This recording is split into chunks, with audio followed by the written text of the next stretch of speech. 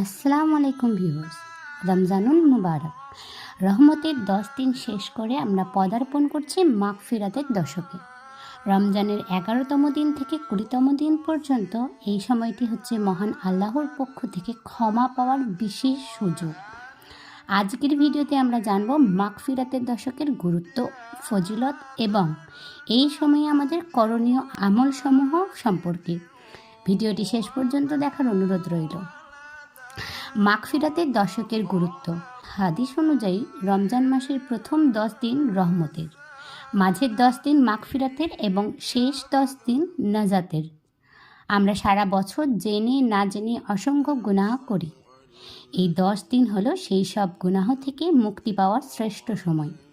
মহান আল্লাহর এই দশকে তার বান্দাদের ক্ষমা করার জন্য অধীর অপেক্ষায় থাকেন। বিশেষ আমলসমূহ।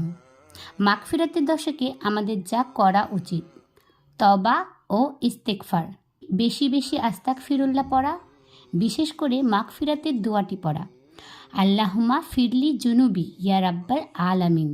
নামাজ ও তেলাওয়াত, 5 ওয়াক্ত ফরজের পাশাপাশি নফল নামাজ এবং নিয়মিত কোরআন তেলাওয়াত করা। মানুষকে ক্ষমা করা। আল্লাহ তখনই আপনাকে ক্ষমা করবেন যখন আপনি অন্যদের ক্ষমা করবেন। তাই এই দশকে মানুষের প্রতি মনে সব ক্ষোভ ঝেড়ে ফেলুন। সাদাকা বা দান, গুনাহ মাপের অন্যতম উপায় হল দান সদকা করা। শেষ কথা ও দোয়া। মহান আল্লাহ আমাদের সবাইকে মাগফিরাতের এই দশকে খাঁটি তওবা করার তৌফিক দান করুন এবং আমাদের পূর্বের সকল গুনাহ ক্ষমা করে দিন। আমিন। ভিডিওটি ভালো লাগলে লাইক দিন এবং অন্যদের সাথে শেয়ার করে সওয়াবের অংশীদার হন। আর আমাদের চ্যানেলটি সাবস্ক্রাইব করতে ভুলবেন না।